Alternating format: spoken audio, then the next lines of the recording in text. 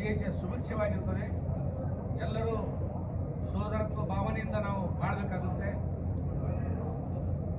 ಅದನ್ನು ನಾವು ಈ ಒಂದು ಇಫ್ತಾರ್ ಕೂಟ ಸಾರ್ಥಕ ಆಗುತ್ತೆ. ನಾವೆಲ್ಲರೂ ಬಾಯಿಯಾಗಿ ಸಮಾಜವನ್ನು ಮುನ್ನಡೆಸಬೇಕಾಗಿದೆ. ಮುಂದಿನ ಪೀಳಿಗೆಗೆ ನಾವು ಒಳ್ಳೆಯ ಮಾರ್ಗದರ್ಶಕರಾಗಿ ಇವತ್ತು ನಾವು ಸಮಾಜದ ಮುನ್ನಡೆಸ್ತಕ್ಕಂಥ ಕೆಲಸ ಮಾಡಬೇಕಾಗಿದೆ. ಈ ಸಮಾಜವನ್ನು ಕಟ್ಟುವಂಥ ಕೆಲಸ ಮಾಡಬೇಕಾಗಿದೆ. ಈ ಬೇರೆ ದೇಶಗಳಲ್ಲಿ ಯುದ್ಧಗಳ ವಿಚಾರ ನಮ್ಮೆದುರಿಗೆ ಹಂಚಿಕೊಂಡ್ರು.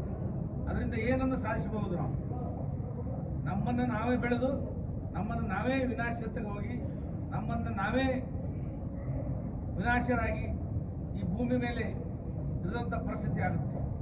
ಅದರಿಂದ ಅನೇಕ ಮಕ್ಕಳು, ಮಹಿಳೆಯರು, ಈ ಸಮಾಜದ ಕಣ್ಮಣಿಗಳಾದಂಥ ಎಲ್ಲ ಮಕ್ಕಳನ್ನು ನಾವು ಬಲಿ ತೆಗೆದುಕೊಂಡು ಏನನ್ನು ಸಾಧಿಸಲಿಕ್ಕೆ ಸಾಧ್ಯ ಇದೆ. ಇವತ್ತು ಭವಿಷ್ಯದ ಮುಂದಿನ ದಿನಗಳಲ್ಲಿ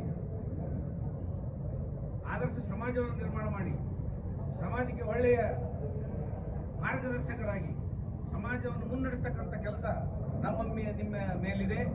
ಇದನ್ನು ಎಲ್ಲರೂ ಒಗ್ಗಟ್ಟಾಗಿ ಪ್ರತಿಯೊಂದು ಸಮಾಜದವರು ಯಾವುದೇ ಕಾರ್ಯಕ್ರಮ ಇರಲಿ ಒಗ್ಗಟ್ಟಿನಿಂದ ಮಾಡೋದ್ರಿಂದ ಒಗ್ಗಟ್ಟೆ ಬಲ ಅನ್ನುವಂಥ ವಿಚಾರದಲ್ಲಿ ನಮ್ಮ ತಾಳಿಕೋಟೆ ಐತಿಹಾಸಿಕ ತಾಳಿಕೋಟೆ ಆಗಿರುವುದರಿಂದ ಇದು ಒಂದು ಎಲ್ಲ ಧರ್ಮೀಯರ ಸಾಮರಸ್ಯದ ಸಮರಸ ಭಾವನೆಯಿಂದ ಹಂಚಿಕೊಂಡು ಬಾಳೋಣ ಅಂತ ಹೇಳಿ ಈ ಒಂದು ಇಫ್ತಾರ್ ಕೂಟಕ್ಕೆ ನಮಗೆ ಆಹ್ವಾನ ನೀಡಿ ಸತ್ಕರಿಸಿದ್ದಕ್ಕೆ ತಮ್ಮೆಲ್ಲರಿಗೂ ನಮ್ಮ ಸಮಾಜದ ವತಿಯಿಂದ ಎಲ್ಲ ಸೋದರರ ವತಿಯಿಂದ ಅಭಿನಂದನೆಗಳು, ಧನ್ಯವಾದಗಳನ್ನು ಹೇಳಿ